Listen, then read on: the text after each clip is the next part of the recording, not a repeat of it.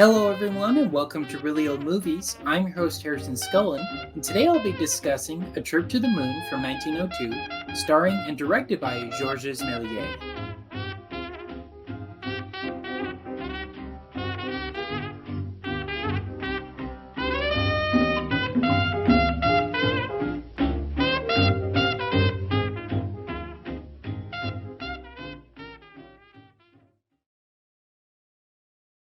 Alright, so some behind the scenes details about A Trip to the Moon from 1902. After finishing work on this film, Georges Méliès intended to release it in America and thereby make lots of money from it. Unfortunately, Thomas Edison's company had already secretly made copies of the film, which were shown across the US within weeks. Another behind the scenes detail, this is one of the earliest known science fiction films. A segment near the end of the film was animated, making this one of the first animated films as well. Alright, so those are some behind the scenes details about the film. Now I'll get into my thoughts on the film itself. So the plot, I gave it a 4 out of 5. You know, this is a very bare bones plot. It's only 12, 15-minute long film altogether. Don't expect like a full on drawn out narrative. It's actually pretty quickly paced. And the thing too is because this is, yes, from the silent era, but even before there were title cards, before there were camera angle changes, it's pretty much a fixed camera the entirety of the film. I would compare it to like a stage production, with cool special effects and whatnot, but it looks kind of flat and two-dimensional. Imagine that, just without any dialogue. So pretty straightforward plot, but I thought it was good. Pretty easy to follow along, even with those limitations of no title card, no dialogue, nothing like that. Just all visual cues. And I thought that was very interesting. But like I said, no dialogue, so it could get a little long and whatnot, even though it's only 15 minutes long. It's still a little jarring, right? It's not something that you normally see. It's not something most people are comfortable with. So just bear that in mind as you watch this film, that it's not like even a silent film. It's actually even pre-silent film. So keep in mind with that as you watch it. All right, but those are my thoughts on the plot. So now we'll get into my thoughts on the acting. The acting, I gave it a 3.5 out of 5. So this is from 1902, right? Very different style of acting and whatnot. I don't know. Maybe it's just the fact that it's a foreign film, from France. I don't know, but I really like the acting more in The Great Train Robbery. That one came out a year later, 1903. I don't know, just something about the Old West and the characters and the gunfights and all that. Even without any title cards, any of the stuff that I was mentioning with this film, that one I like the characters a little bit more and the acting a bit more. It just feels more dynamic, a little bit more realistic, if that makes sense. This is a science fiction film, this is a sci-fi, but I digress. It was all right. There's no one to really latch onto, but there isn't really anyone to latch onto in Great Train Robbery either. It just seemed the characters were a little bit more dynamic, a little bit more interesting. This one, they're kind of flat. They all kind of blend in. And I think just due to the limitations, you can't, there's no close-ups, there's nothing like that. It's kind of hard to make out who any of the characters even are. So bear that in mind as well. All right, well, now we'll get into my thoughts on directing. The directing, I gave it a 5 out of 5. All the limitations aside, I still think it's fantastic. There's a reason why people still watch it and study it to this day, over 122 years later. It's incredible. I think Georges Méliès was super creative and innovative. Like I was saying, think of it like a stage play, but a well-produced, well-put-together stage play. It was fantastic.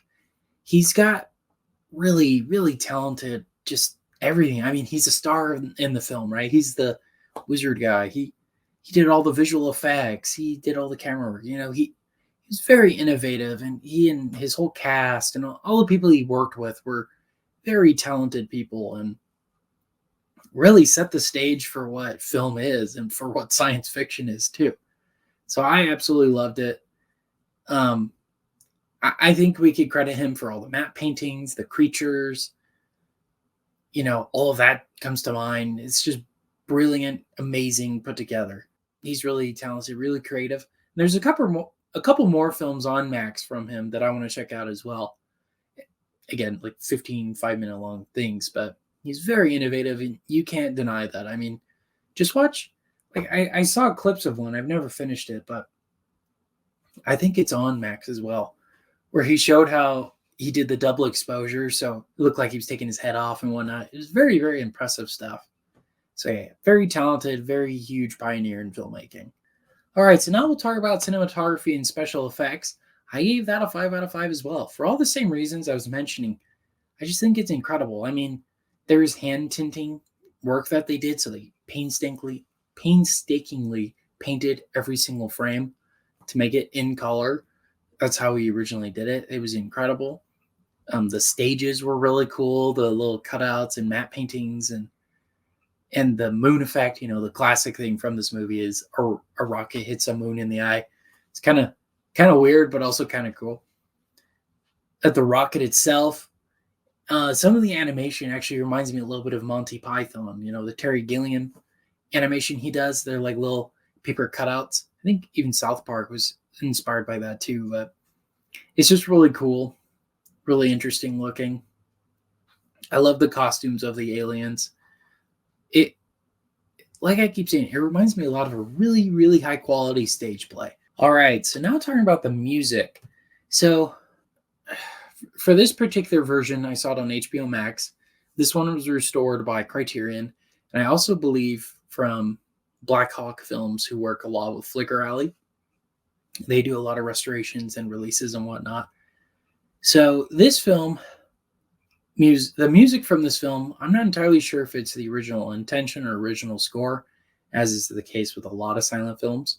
But I imagine it is, or the closest to it, because Criterion and Flickr Alley, all of them, they make an effort to make it as close as possible to the original intent. So I gave it a 2 out of 5. I do not like it. It's really weird piano, kind of creepy piano music that gets a little repetitive and annoying. It's got weird xylophone and weird, strange sound effects. I get it. It's supposed to be otherworldly. It's supposed to be science fiction, but I don't know. It was very unsettling in a horror film type of way. And this film is not really a horror film. I guess you can argue that because the aliens are chasing them, but I don't know. It's just very weird, almost too far weird. I think if they toned it down a little bit, it would have been better. I don't know. I just wasn't a fan of it. All right, so tallying that all up, that brings my Letterboxd score to a 3.9 out of 5, which I'll be rounding to a 4 out of 5, which is about a 78% on Critic List. So would I recommend this movie? Yes, I would, especially if you're a fan of science fiction and of silent films and just of film in general. I think everyone should see this. It's really impressive, and it kind of shocks you a little bit of what was possible in 1902 with filmmaking. It's really incredible. Now, like I mentioned earlier, keep in mind this is an early silent film, so no title cards, no close-ups, nothing like that. It's very stagnant, pretty flat looking. Like I keep saying, think of it like a stage play that was just filmed. Like you put a camera in front of the stage.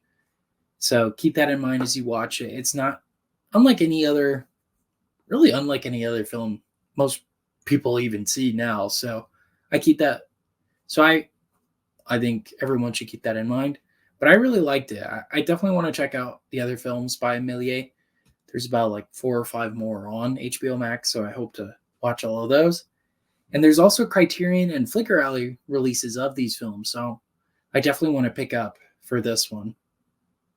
Maybe the Flickr Alley, because that one has a couple of his films on it, I think. I just love the cover. It looks really cool. All right, well, those are my thoughts to A Trip to the Moon from 1902. Thank you so much for watching and listening to today's episode. Make sure to follow me on Instagram and Facebook at Really Old Movies, where I discuss details about the week's particular film. New podcast episodes are released Saturdays at 8 p.m. Pacific Standard Time on Apple Podcasts, Spotify, and Amazon Music, and video versions on YouTube and Rumble Mondays at 7 p.m. Pacific Standard Time. All right, thank you so much. This has been Really Old Movies. I'm your host, Harrison Scullin. Take care.